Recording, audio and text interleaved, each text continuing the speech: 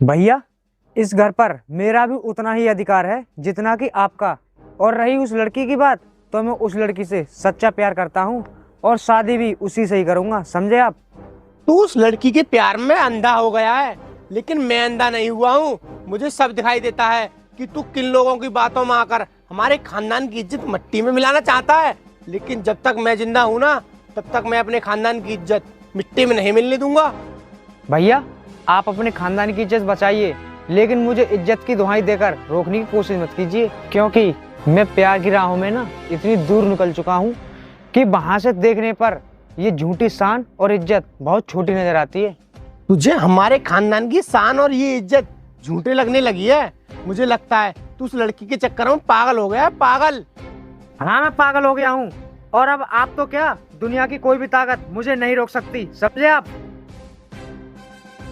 अब मुझे मेरे भाई के सर से उस दोगली लड़की का भूत उतारना होगा और उसके चरित्र और उसकी असलियत के बारे में पता लगाना होगा, तभी से रवि की आंखें खुलेंगी।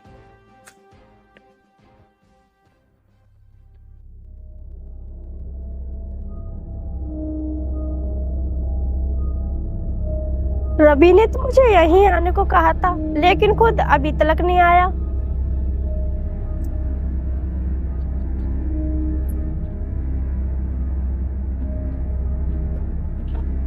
हटो यार बॉबी, रवि देख लेगा। अरे रवि तुम। हाँ रूबी, मैं। लेकिन तुम मुझे एक बात बताओ, ये बॉबी कौन है? कहीं तुम मुझे धोखा तो देना नहीं चाहती? क्यों, लगाना शौक, घबरा गए ना तुम? ओह अच्छा, इसका मतलब तुम मजाक कर रही थी। ये सब मजाक था। क्यों, तुम ही मजाक कर सकते हो क्या, हम नहीं कर सकते? देखो रूबी, कुछ भी करना, लेकिन ऐसा मजाक दोबारा कभी मत करना, क्योंकि तुम्हारे इस मजाक से मेरी सांसें ना कुछ देर के लिए थम सी गई थी। इसीलिए मैं तुमसे कहता हूँ, ऐसा मजाक दोबारा कभी मत करना, नहीं तो मैं मर जाऊंगा। रवि, मेरे सामने मरने की बात मत किया करो, वरना तुमसे पहले मैं ही मर जाऊंगी, क्योंकि तुम मेरी जिंदगी और चाहत हो रवि। ठीक है रूबी, मैं तुम्हारे सामने ऐसी बात कभी नहीं करूंगा जिससे कि तुम्हारा दिल दुखे, लेकिन तुम भी मुझसे एक वादा करो कि ऐसा दिल दहलाने वाला मजाक मेरे साथ कभी नहीं करोगी। अरे ठीक है बाबा, मैं ऐसा मजाक कभी नहीं करूंगी जिससे मेरे पति देव को दुख पहुंचे। तुम पागल हो गई हो क्या, जो शादी से पहले ही मुझे पति मान रही हो? देखो, तुम मुझे पागल कहो चाहे कुछ और, लेकिन मैंने तुम्हें तन मन धन से अपना पति मान लिया है और मानती रहूंगी। मुझे पता है रूबी कि तुम मुझसे सच्चा प्यार करती हो, इसी वजह से तो मैं अपने भाई की बात में नहीं मानता। मुझे तुम पर अटूट विश्वास है कि तुम्हारे जैसी जीवन साथी मुझे कभी मिल ही नहीं सकती। रवि, अब तुम्हारे बिना एक पल भी नहीं रहा जाता, अब हमें जल्दी से शादी कर लेनी चाहिए। तुम सही कह रही हो रूबी, अब हमें शादी कर लेनी चाहिए, ताकि हमें एक दूसरे के लिए तड़पना ना पड़े। तो फिर चलो रवि, मंदिर में चल के शादी कर लेते हैं, फिर हम दो चीज एक जान हो जाएंगे। ठीक है रूबी, शादी तो हम करेंगे, लेकिन मुझे पैसों का इंतजाम भी तो करना है। तुम्हारे लिए कपड़े और गहने भी तो खरीदने हैं, ताकि मेरी दुल्हन सबसे प्यारी लगे। देखो रवि, मुझे गहने और कपड़े नहीं चाहिए, मुझे तुम और तुम्हारा प्यार चाहिए, क्योंकि एक पत्नी के लिए उसका सुहाग ही असली गहना होता है। मुझे पता है रूबी कि तुम्हें गहने और कपड़ों का कोई शौक नहीं है, लेकिन मेरा भी तो कुछ फर्ज बनता है, इसीलिए तुम मुझे मेरा फर्ज निभाने दो। और रही शादी की बात, तो कल हम शादी के बंधन में बंध जाएंगे। अब तुम जाओ और मुझे भी जाने दो। रवि रुको, हाँ बताओ रूबी। मेरे भाई की तबीयत खराब है, आप उसकी दवाई दिलवाने के लिए मेरे साथ चल सकते हो? देखो रूबी, मेरे पास इतना टाइम नहीं है, मुझे शादी की भी तो तैयारी करनी है। तुम अपने भाई को अच्छे से हॉस्पिटल में से दवाई दिलवा लाना, ठीक है? ये लो पैसे, लो ये सारे पैसे रख लो और जाओ, अब अपने भाई को दवाई दिलवाना, ठीक है? अब मैं चलता हूँ। ठीक है रवि।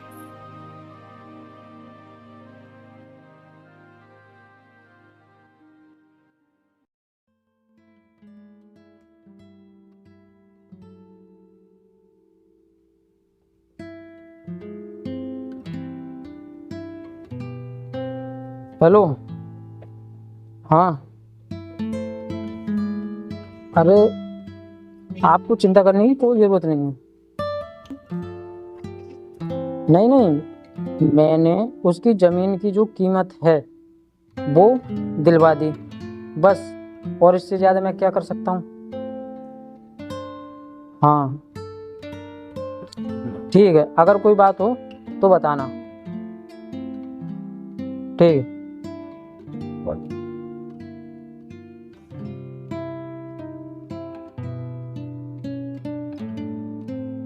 नमस्ते अंकल, और ठीक हो?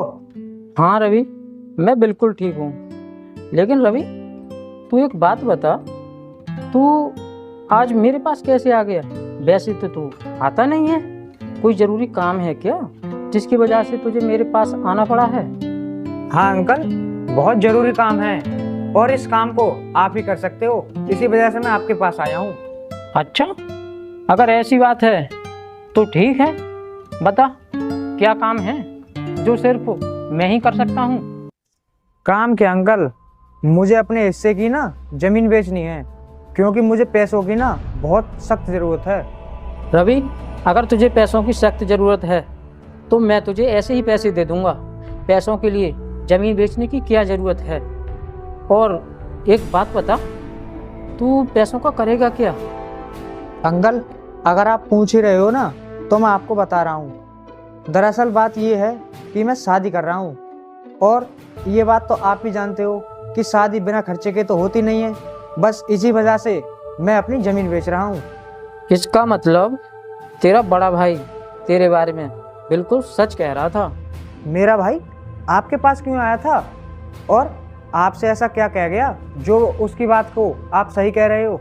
देख रवि, तेरा भाई मेरे पास कोई तेरी बुराई करने के लिए नहीं आया था, वो तो बस तुझे समझाने के लिए मेरे पास आया था। वो मुझसे कह रहा था कि मैं तुझे समझाऊं, इसलिए तू अपने भाई के बारे में ना कुछ भी गलत मत सोच, समझा? मुझे मेरे भाई के बारे में सोचने की कोई ज़रूरत नहीं है अंकल, क्योंकि मुझे अच्छे से पता है कि वो क्या चाहता है।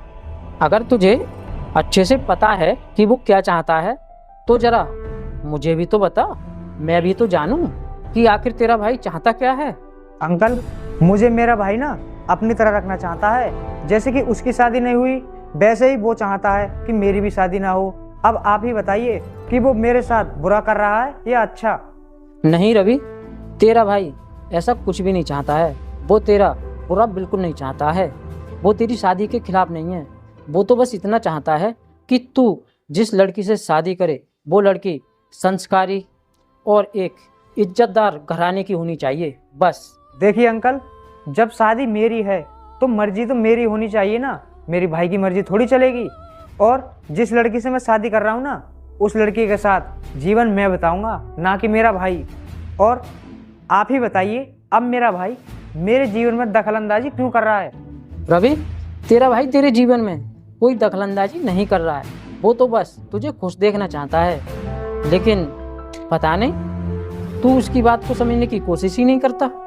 अंकल, मैं सुनूंगा तो सबकी, लेकिन मैं अपने मन की करूंगा। और आप अब ये बात बताइए, आप मेरी ज़मीन खरीदोगे या नहीं? अगर आपको नहीं खरीदनी तो आप मुझे अभी बता दो, मैं किसी और को जाकर बेच दूंगा। तुम्हारे जैसे खरीदार और भी बहुत हैं। रवि, मैं ये बात अच्छे से जानता हूँ कि तेरी ज़मीन के खरीदार बहुत लोग हैं, लेकिन मैं चाहता हूँ कि तेरी ज़मीन ना बिके। इसलिए तू मेरी बात मान और मुझसे उधार पैसे ले ले, फिर धीरे धीरे करके बाद में निपटाते रहना आराम से। देखिए अंकल, नहीं तो मैं उधार की ज़िंदगी जीता हूँ और नहीं किसी का उधार रखता हूँ। इसीलिए अच्छा यही होगा कि आप मुझे मेरी ज़मीन की कीमत दे दें, वरना मैं किसी और को जाकर अपनी ज़मीन बेच दूंगा।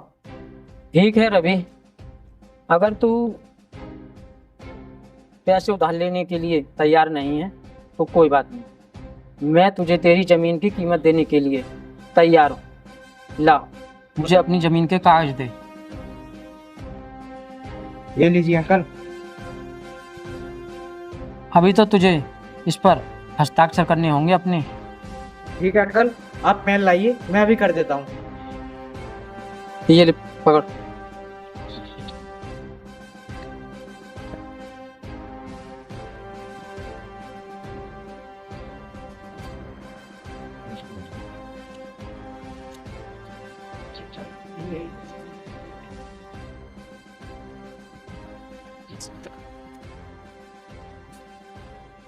ठीक है, यहाँ पर कर।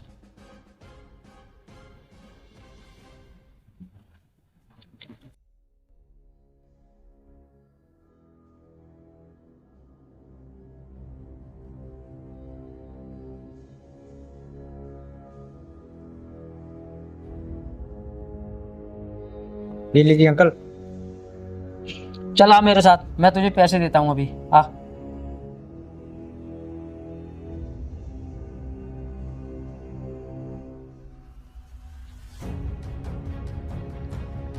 आ जा रवि,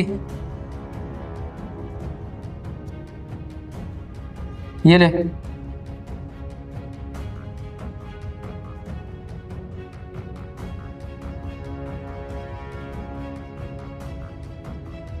और ये ले, ठीक है, एक बार गिन लेना। कोई बात नहीं अंकल, इतना तो आप पर विश्वास है। चल ठीक है, तूने जमीन बेचकर ये पैसे लिए हैं, जरा होशियारी से इन पैसों को खर्च करना। ठीक है अंकल, अब मैं चलता हूँ। ठीक है।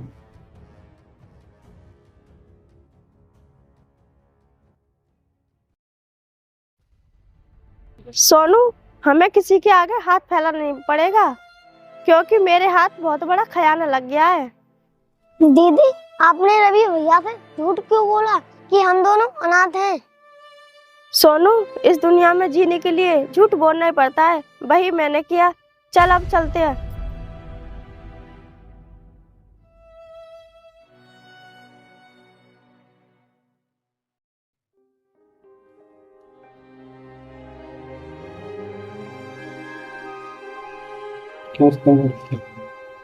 अंकल, आपने रवि को समझाया या नहीं? रघु, तू बिल्कुल सही कह रहा था। तेरा भाई रवि उस लड़की के चक्कर में इस कदर फंस गया है कि उसको ना अपना बुरा भला कुछ भी दिखाई नहीं दे रहा है। मैंने उसे समझाने की बहुत कोशिश की, लेकिन वो मेरी बात नहीं समझा। अंकल, आपने उसे बिल्कुल सही पहचाना। वो उस लड़की के प्यार में बिल्कुल अंधा हो चुका है। रघु, तूने जैसा कहा था, तेरा भाई मेरे पास अपनी जमीन बेचने के लिए आया और मैंने उसे पैसे दे दिए और उसकी जमीनी कागज भी ले लिए हैं और उसके हस्ताक्षर भी करवा लिए हैं। अब बता, और आगे क्या करना है? मुझे पता था अंकल कि रवि एक न एक दिन ऐसा कदम जरूर उठाएगा, क्योंकि वो उस लालची लड़की के झूठे प्यार में फंस गया है। उसे एक दिन बहुत बड़ा धोखा मिलेगा।